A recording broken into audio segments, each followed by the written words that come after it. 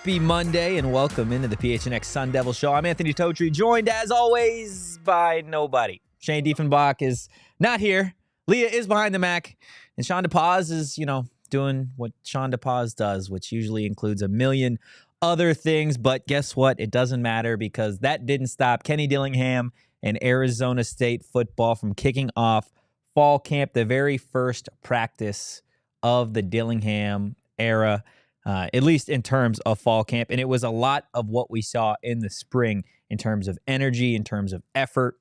We're going to get to Jake Smith. We're going to get to Ro Torrence. We're going to get to Kenny Dillingham. We're going to get to the fact that Kenny stopped practice so that the guys could eat popsicles at a certain point. We're going to talk about conference realignment since everybody seems to be an expert at that. But because it's just me, chat, I'm going to rely on you a lot this show. So definitely help me out with anything you got in terms of comments. Joe's already in the chat. Does this team have what it takes to win the Mountain West? That's a great question, Joe. That's a great question, Joe. Maybe we'll find out at some point. But I do want to talk mainly, at least to kick things off, just about fall camp. Like I said, the energy and the effort was a lot of what we saw from this team in the spring. They did get guys, a lot of the freshmen. Finally, now here's some other transfers that transferred in the back half of that transfer portal time period are now in Tempe. So it was nice to really see everything come together. Another thing, just in terms of the coaches, Jason Mons looks like he's definitely, just going to do some really great things in terms of being a coach. At some point, probably elevates to a head coach or an offensive coordinator role somewhere around the nation. But what I saw from him again today just furthers the idea that ASU made the right choice bringing him on. But I do want to start with Jake Smith because Jake Smith, it seemed every time that I turned to see what the offense was doing, Jake Smith was involved. He was catching passes like nobody's business. And the reason you didn't hear a lot about Jake Smith in the spring was because this is a guy that's dealt with injuries in the past. He was really recovering from a lot of that. So he was out on the field, but he wasn't really doing a whole lot. Obviously, in terms of the wide receiver room, it is a deep group. And I think, again, what we saw today furthers that idea. Elijah Badger is definitely the number one here. Xavier Guillory, who looked like he beefed up a little bit in this offseason, put on some muscle.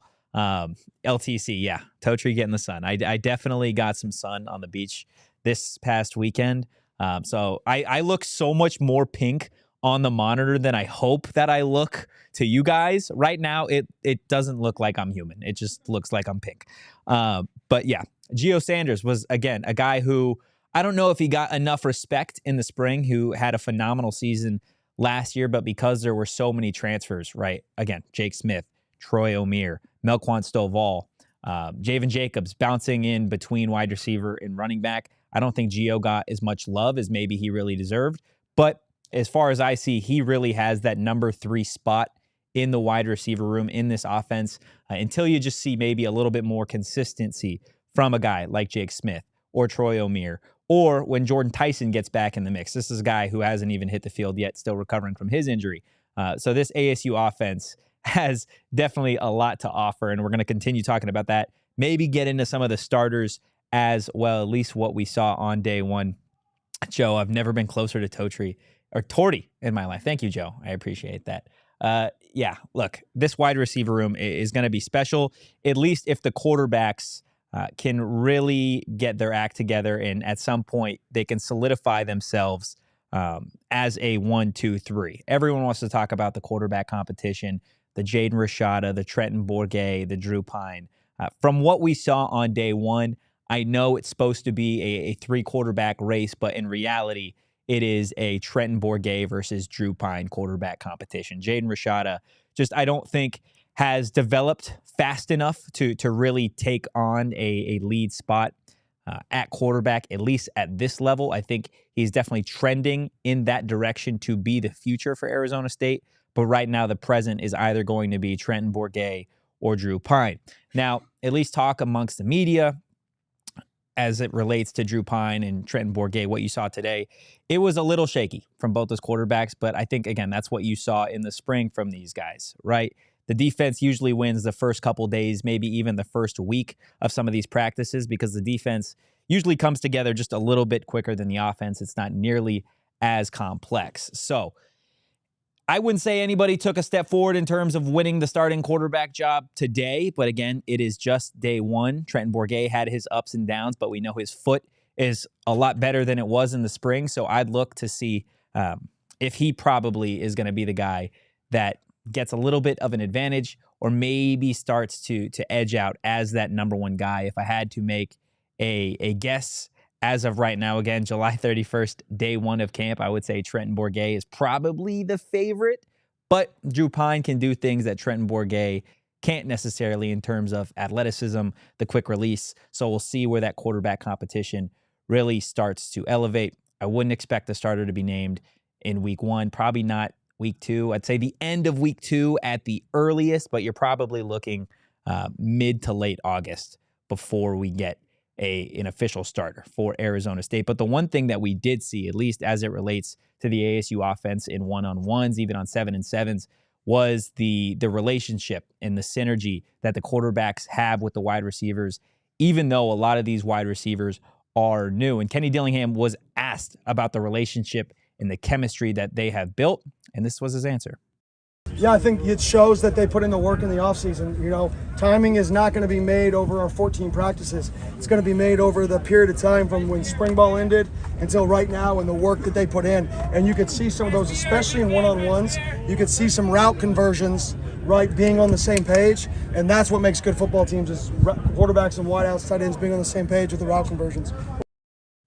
Yeah, I think it helps that ASU was able to get guys like Elijah Badger back, or the fact that Xavier Guillory was here pretty early on in the spring. Jake Smith even here in the spring. Troy O'Meara, Javen Jacobs obviously coming back from last year's team. Gio Sanders coming back. So this is not a group of wide receivers and quarterbacks that is unfamiliar with each other just because there are a lot of transfers or because there is a quarterback competition. These guys seem like they're in sync, and I think when Kenny Dillingham and this offense really gets a good idea of who that starter is going to be, I don't think you're going to see much of a drop-off. I think it's only going to elevate from there when everybody kind of has their roles, but right now, we just haven't seen it yet. LTC in the chat, Drew Pyne will eventually be the starter at some point. Got to see Trenton scoot around on that repaired foot. Just my opinion. Yeah, look, we were talking with some people, or I was talking with some people at practice today that were not concerned about Drew Pyne, but were just interested as to why Drew Pyne hasn't won the starting job yet.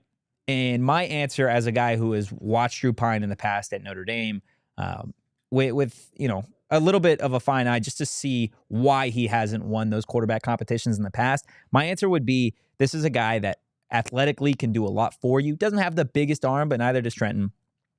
My biggest concern with Drew Pyne is that he gets a little bit of tunnel vision at times. Again, there are times when he's feeling it and he's focused and locked in that he can definitely go out there and win you games, and he can do things athletically that no other quarterback on this roster can do. It's just a matter of him doing it at a consistent rate, which we just haven't seen. So for me, I think if Drew Pyne was going to flat out win this quarterback competition by a mile, he would have already done it. He would have done it during spring when Trenton was on that bum foot. But now I think Trenton's got the edge. I think Trenton going into the spring had a little bit of an edge just because he was the returning guy, right? So we'll see obviously what transpires. I would not rule out a situation where you see Drew Pyne at a certain point this season, where you see Trenton Bourguet at a certain point this season. I think that's just the nature of quarterback competitions in general. Unless you have a guy that really goes out there and dominates from the start of the season to the end of the season, usually there will be a point where a guy maybe doesn't have his best game, or people feel like he's the guy that was the reason they lost at the end of the game, and then fans start barking and want to see the other guy. So I imagine there may be a scenario where you see both of them. Somebody had brought up out of practice today that they think we'll see Jaden Rashada in November. If we see Jaden Rashada in November, things have gone terribly wrong.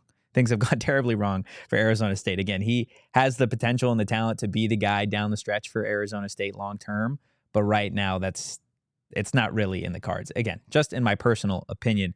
I do want to talk again about the effort and the energy from what you saw at practice, just because I'm familiar with covering the Herm teams, right? Or covering Brian Kelly, Marcus Freeman, and just what those practices look like. Brian Kelly's practices were very structured. They were very, very intense right? I don't want to say that there wasn't fun, but the energy wasn't always there. It was more militarized.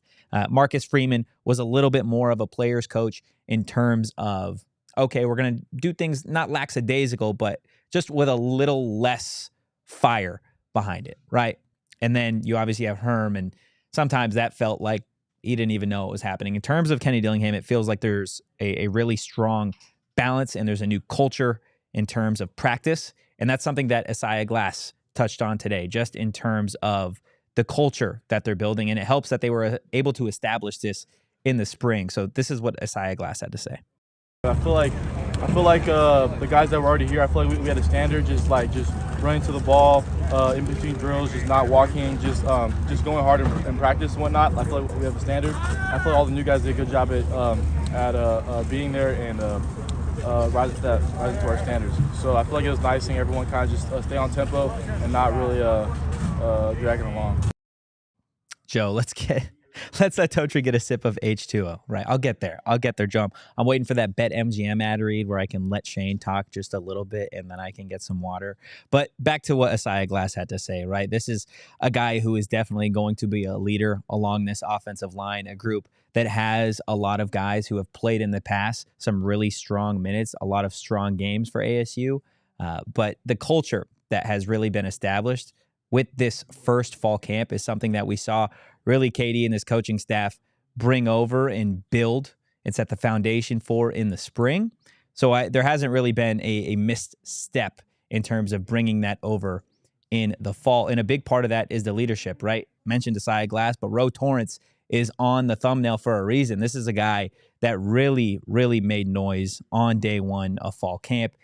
Look, anytime you look at ASU's roster or you look at ASU on the field, specifically when they're on defense, you see a guy, number 9, who's 6'3", 210 pounds at cornerback, who can really be a lockdown guy. This is a guy that can definitely play at the next level. And KD said today, this is a guy in Ro Torrence that really made it a point of emphasis to try and be a leader in the offseason. He challenged him to it, and I think that's why he made a lot of noise. He wasn't even asked about Ro Torrence today. Kenny Dillingham went out of his way to say this about Ro Torrence. One person I have to just mention is Ro Torrence. That's a guy who is becoming a leader for the football team.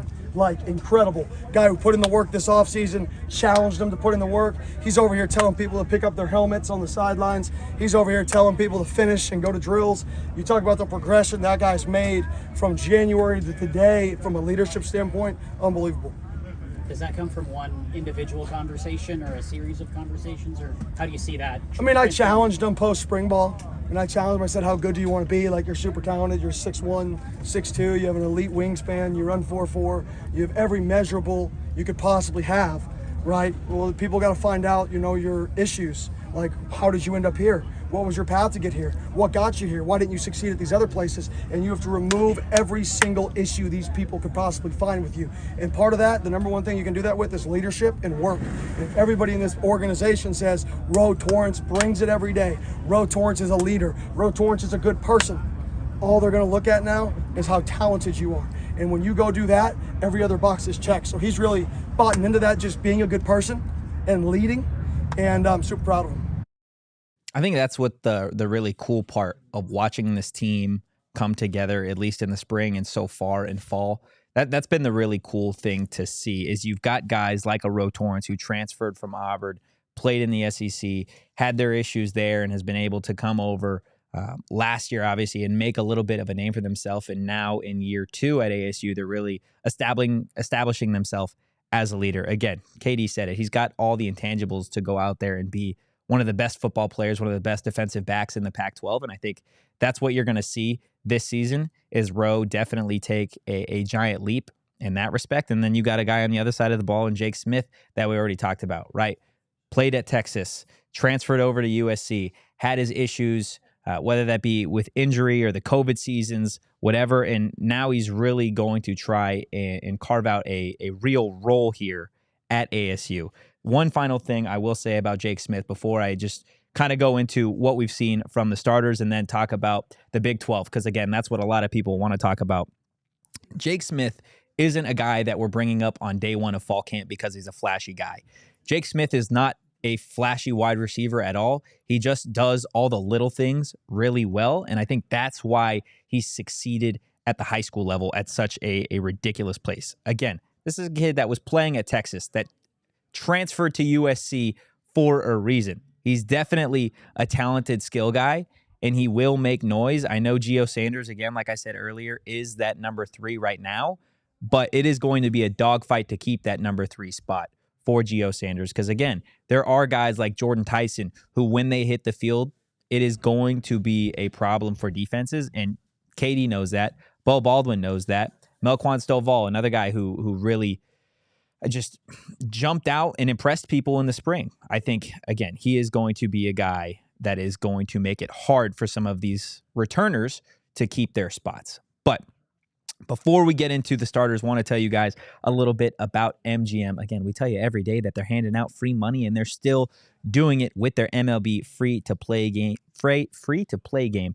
Guys, log into BetMGM Sportsbook app on iOS or Android. Play the BetMGM MLB free-to-play game from May 27th through September 7th, so you still have plenty of time, and be a batter and pick an area of the strike zone. Depending on the area of the strike zone you pick, you're going to get either a single, double, triple, home run, or pop out and receive the prize associated with that type of hit. I think I got a single today, so I think it's a 15% profit boost in terms of MLB games. So definitely worth it, guys. Pricing does have to be used on MLB and expires in a 24-hour period.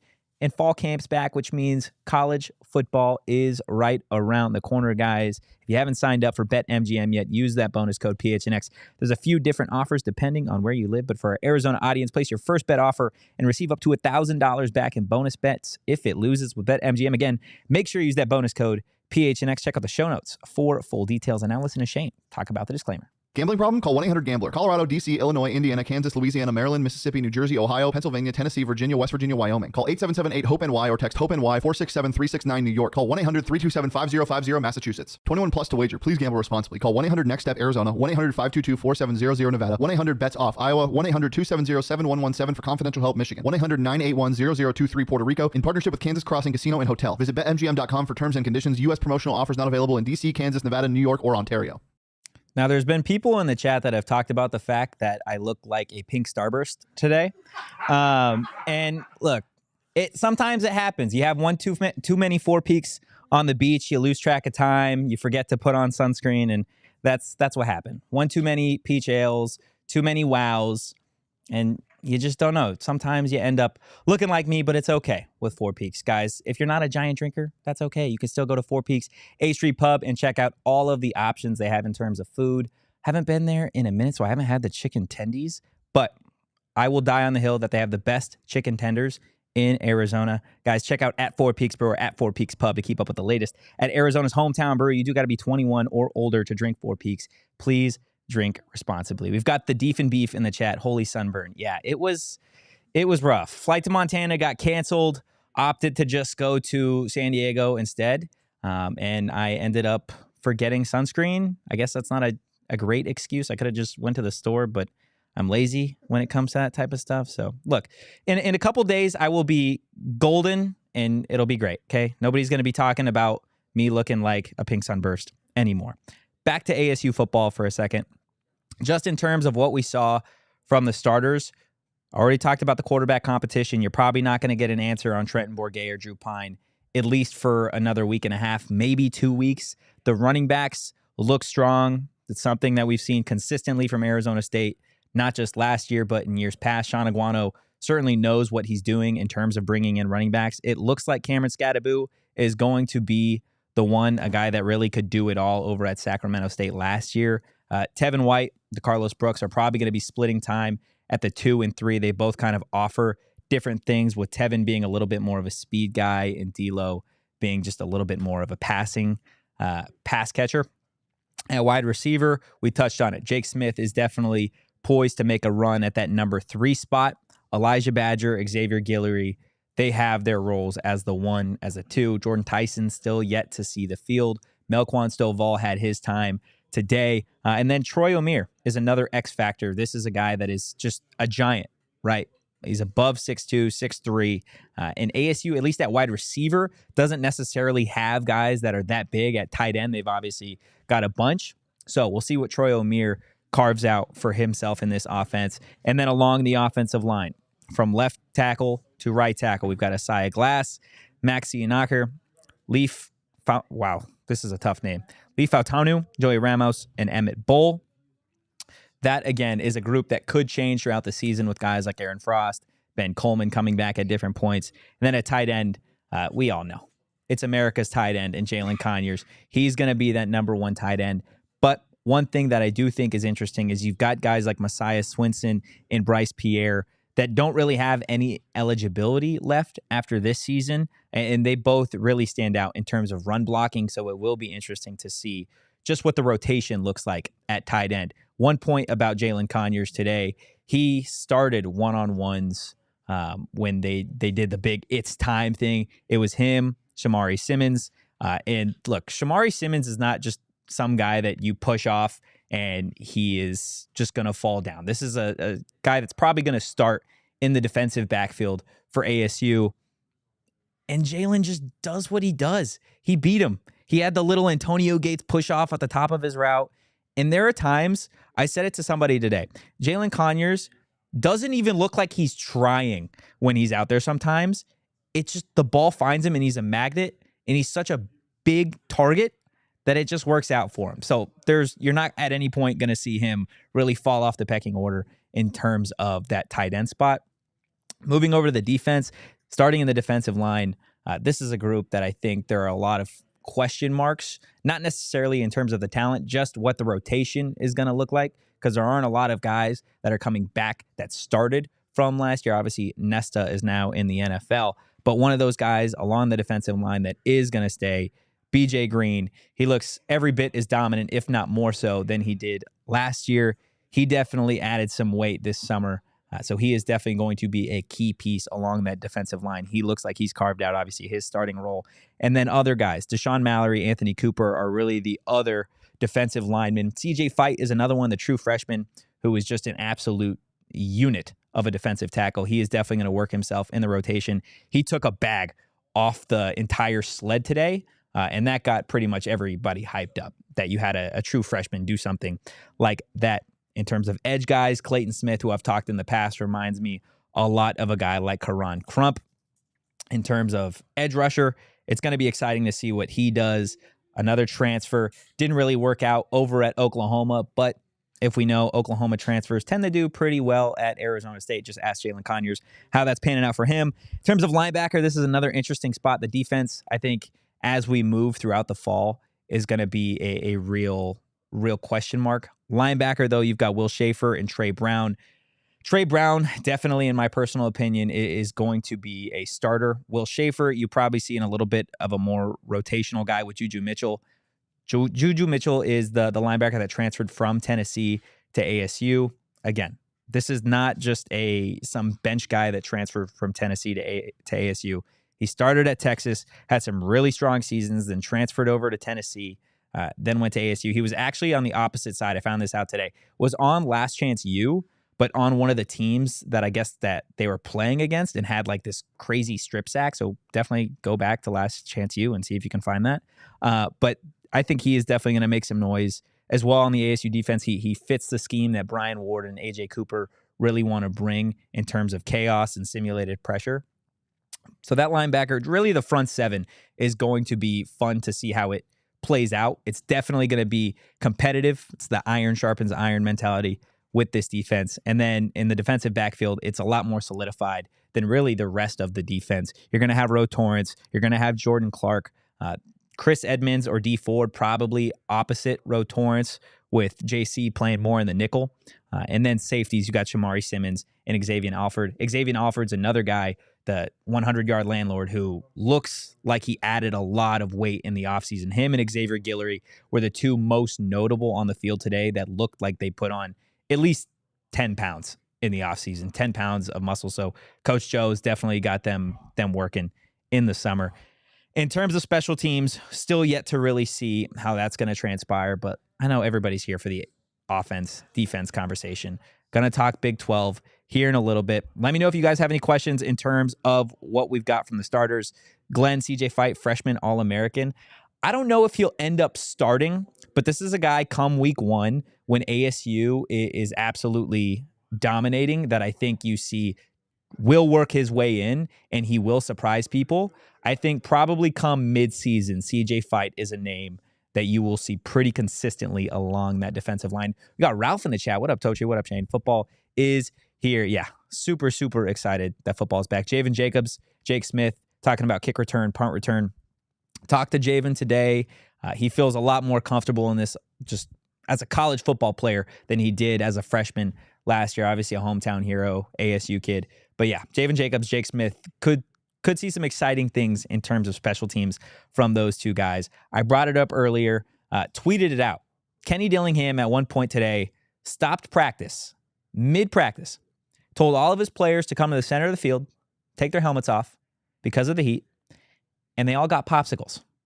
There were no media popsicles, so I have a bone to pick with Doug Tamara at a certain point, but I've never seen anything like that in my entire life, and it's ASU's version of a Polar Pop, okay? It's not nearly as good as what they've got over at Circle K, but it's definitely refreshing and cool. Guys, Polar Pops, they stay cold longer, and if you didn't know, it's hot as hell outside. My face isn't like this because it was cold. Okay, go to Circle K. If it's not for a Polar Pop, do it for all the deals they have on snacks and drinks. Beatbox Hard Teas, buy 2, get 1 free. Buy 2, get 1 free in terms of Monster Energy drinks, and buy Powerade at 4 for $5 and be entered, and you could be one of 10 finalists entered to win a 2023 Ford Big Bend Bronco SUV. Guys, make sure you're not missing out on all the great stuff.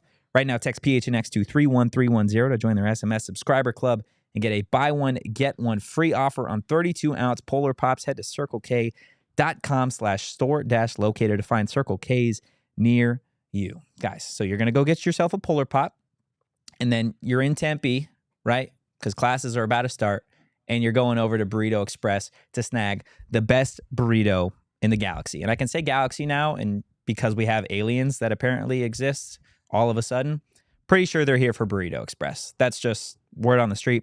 They've got locations all over the valley, guys. Steak and salsa, breakfast supreme, the machaca hot, all of it. I love thanks for the really slow zoom, Jacob. It's awesome. Guys, go grab a burrito from Burrito Express and follow Burrito Express on Twitter at Burrito EXP. Glenn asking about Xavier Alford being allowed to practice until the NCAA decision. Look, X was out on the field. This is the scariest thing that I've ever seen. This, if you're listening on audio, just go click back to this point to see what just transpired. Saul Bookman just appeared, ladies and gentlemen. He just spawned here. Actually, Saul's been sitting right there the entire show. The entire time. Just waiting for his moment. We're going to get to the Big 12 here in a second, but I do want to answer Glenn's question about Xavier Alford. Yeah, he tweeted pretty early this morning. I want to say he was tweeting at like 5 or 6 this morning, which was about 4 hours till ASU had to practice. He was out on the field today, so we'll see. I haven't heard anything official on that NCAA waiver decision, but if I had to guess, it looks like it cleared. Moving on to the Big 12 and the Big 10 rumors, because everybody is a conference realignment professor at this point. They're an expert. Apparently. Before I get your opinion on it, because there were some really interesting things. Yeah. Pac-12 media deal. Yeah. Apparently, word on the street is we're going to be that's been confirmed. Potentially getting a deal. At least 48 hours, right? It's been confirmed that tomorrow morning, the Pac-12 will have a meeting where George Kliavkoff will present the official numbers for whatever deal that they have constructed. The rumor right now is that the universities already have the information and what it is. So it's the rubber's going to meet the road tomorrow. I sure hope so. This is Stuart Mandel. So he tweeted this out a little bit earlier today, just kind of going off what you said here, saying news. Pac-12 Commissioner George Kliavkoff will finally present a TV rights deal to league members within the next 48 hours. A source tells The Athletic. The board and ADs are scheduled to meet tomorrow morning. First reported by John Canzano. Look, this I think is not an accident. The fact that from the start of the summer to now, it's been, we're waiting 2 weeks. We're waiting 2 weeks. We're waiting 2 weeks. And now you've got Colorado leaving last week. And now all of a sudden there's rumors swirling about more conference realignment. Is the Pac going to stay together? Who is it going to add? What does the Big 10, what does the Big 12 want to do? There is a clock now on the Big 12. Well, yeah, for sure. I think there's two things at play here. Number one, the clock on the Pac-12 in terms of, I do believe, and I could be wrong on this, but from the multiple different reports that I have seen, the conference has to be at 12 teams to get the max amount of money per deal. So if you lose Colorado and you're losing USC and UCLA already, you got to refill them with 3 other teams. Yeah. Quick. I don't know if they could do that. I mean, they certainly can't do it by 2024. The only way that the Pac-12 would be able to add SDSU, given what has happened in the Mountain West, because if they were to leave the Mountain West, they would owe them $34 million. Mm-hmm.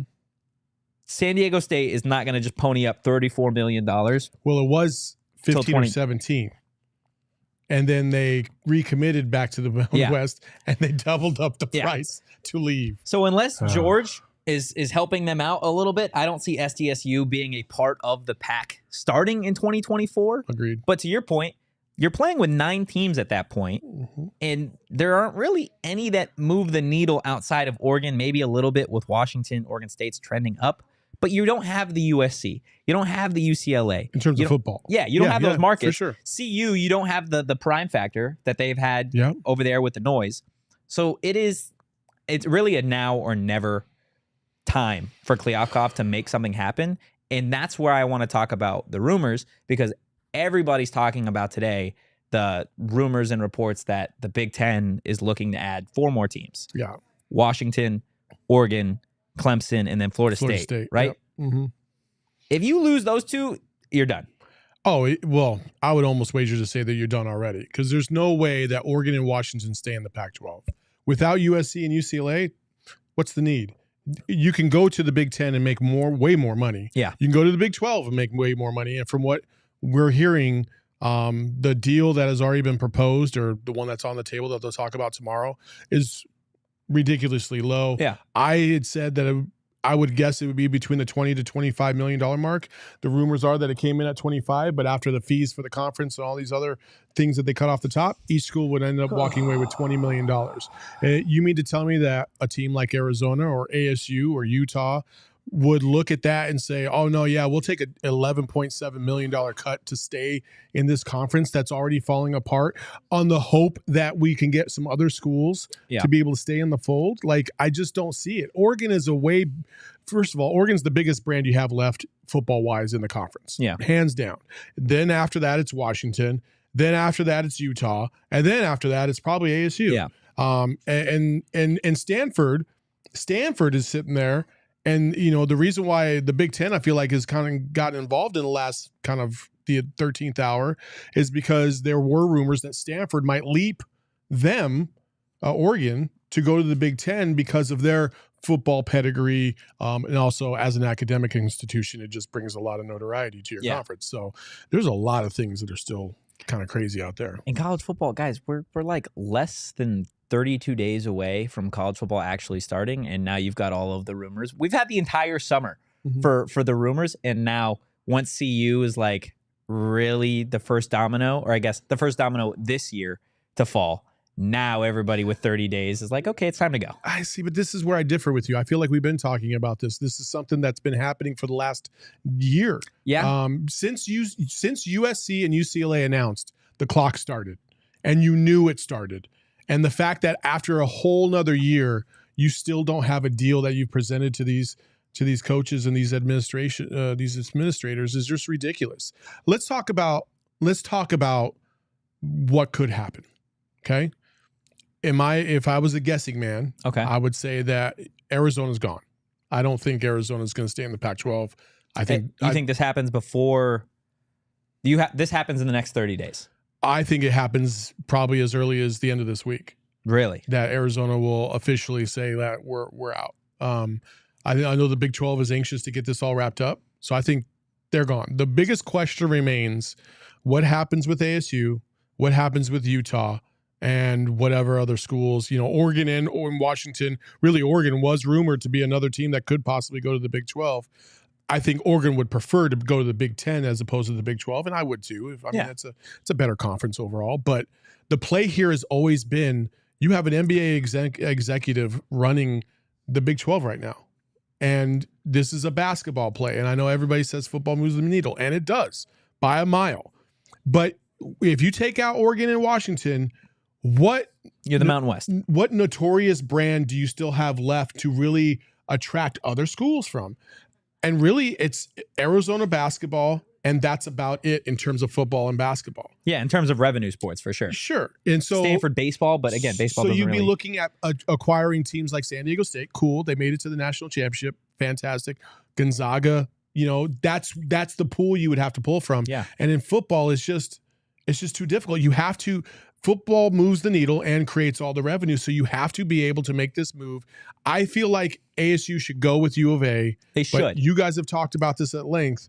I don't know if it's going to happen. And this is what I'll say. I've talked to a couple people just today about the subject, and just from what I am able to really take away from that conversations, and then watch the way that ASU has handled the situation, because you haven't at any point heard ASU as a rumor to leaving the conference. No. And you're not going to. And you still haven't, yeah. The only way that Arizona State opts for a move to the Big 10 or Big 12 is if they have to. Is if the Pac-12 seriously dissolves and Arizona State has to go somewhere. I think any of the remaining conferences would welcome them with the open arms, because Bobby Hurley is Bobby Hurley. Kenny Dillingham, you've got that new fired up energy, and those are really second and third fiddle to the fact that you get Phoenix. You get the entire main portion of the Arizona market. So I think if it came down to it and ASU was looking for a home, I do think the Big 12 would seriously be interested. I think the Big 10 would certainly be interested. But I don't think at any point, even when Arizona leaves, you are not going to see an ASU rumor along with it. It has always been Colorado. It has always been Arizona as the second team that would potentially leave the pack. And now you've got the rumors of an Oregon, the Washington, the Clemson, and the FSU thing.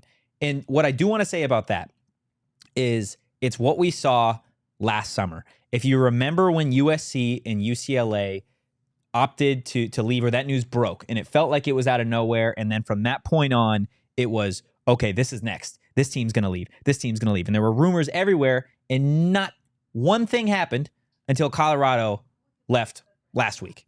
So I will say, I know in terms of the Pac-12, it is certainly a different situation now than it was because of the media deal being still not really done, and we haven't heard anything about it.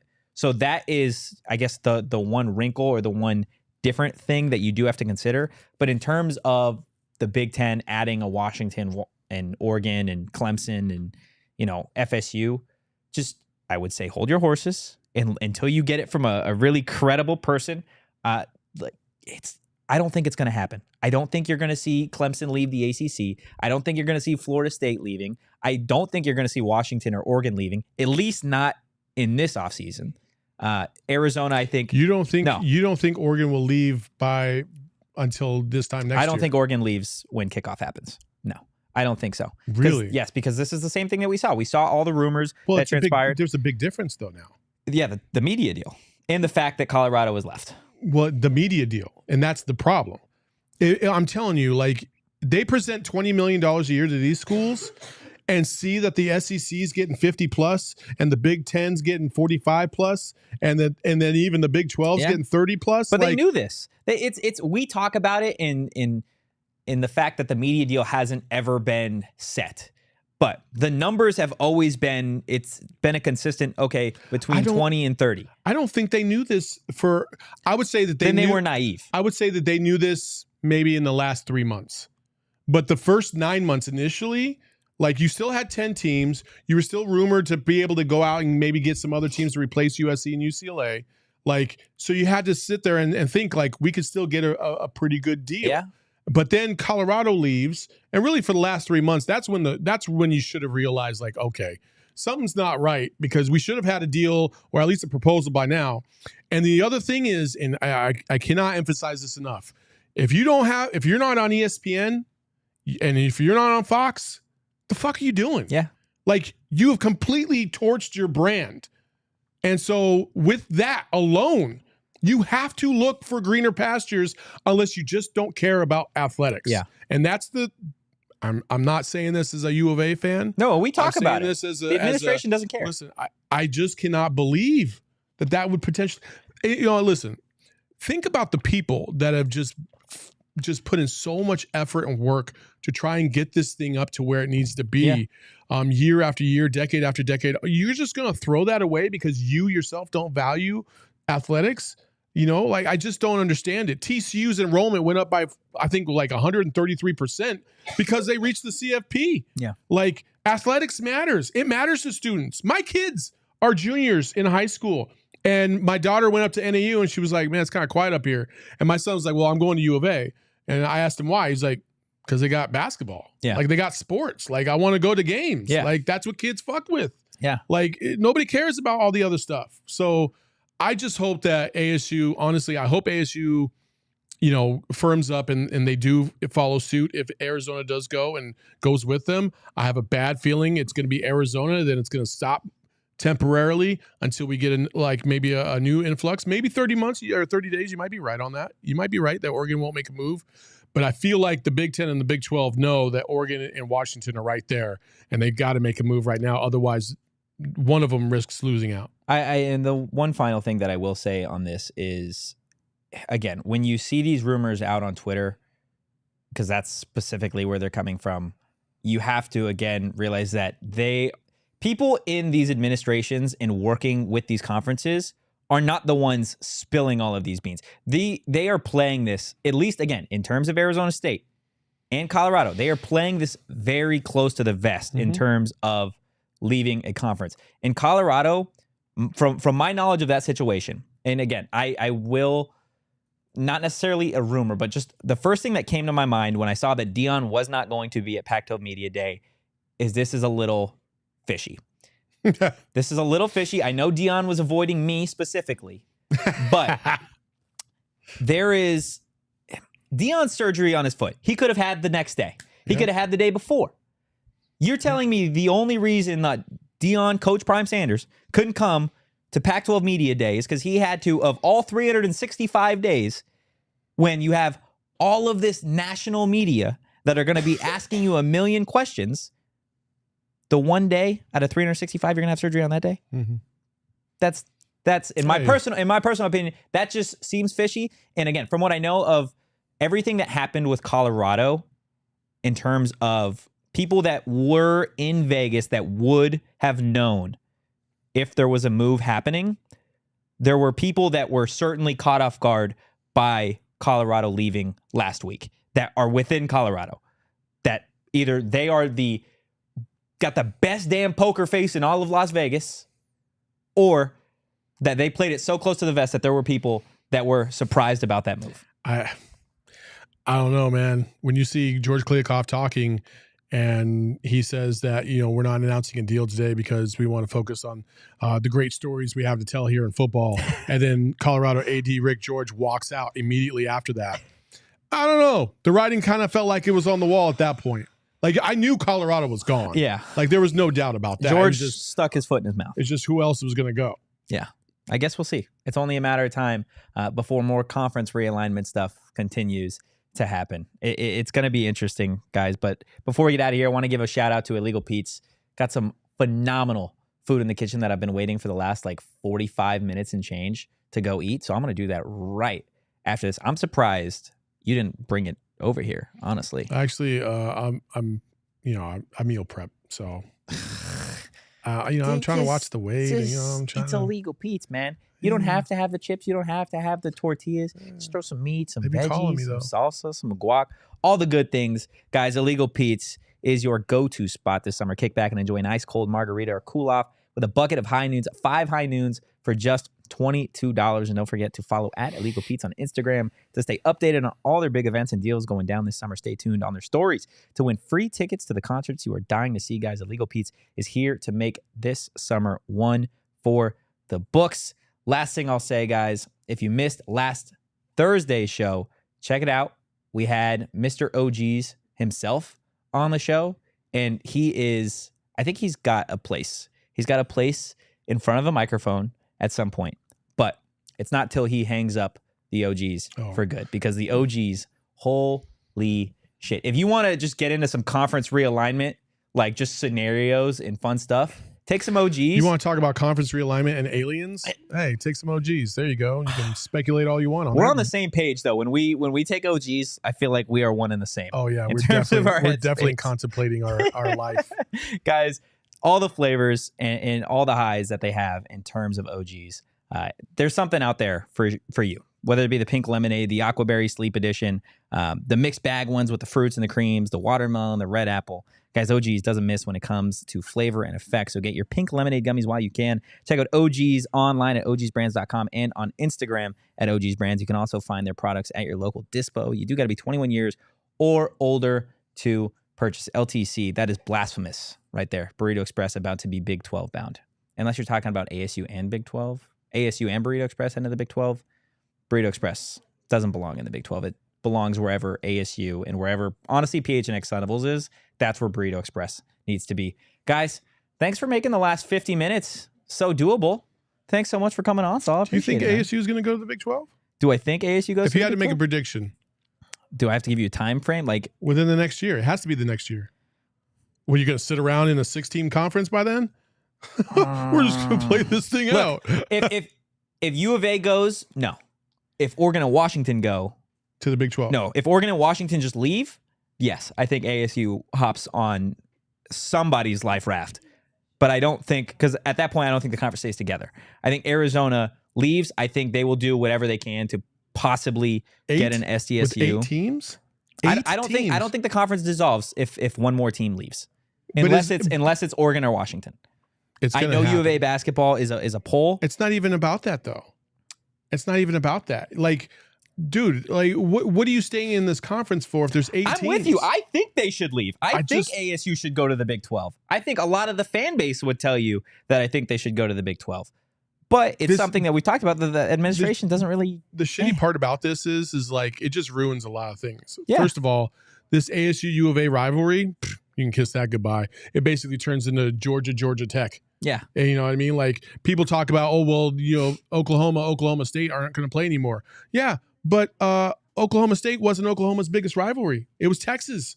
It still is. And they both left together for a reason. Why it sucks so much more now than it did maybe 4 years ago when ASU basketball was so far not near U of A basketball. Not to say that they're closer to them now, but you look at the territorial cups in football and the rivalry games in basketball, specifically in the last year. That football game was competitive as hell. Came down really to the last drive. And obviously the basketball games, like the Des Cambridge buzzer beater and then the very first one that U of A had. Like, still, though, those are like competitive games. We haven't seen competitive ASU U of A just rivalries in the last 3-4 years. Yeah. U of A basketball kicks her ass. And before last year, ASU football kicked ass. Yeah.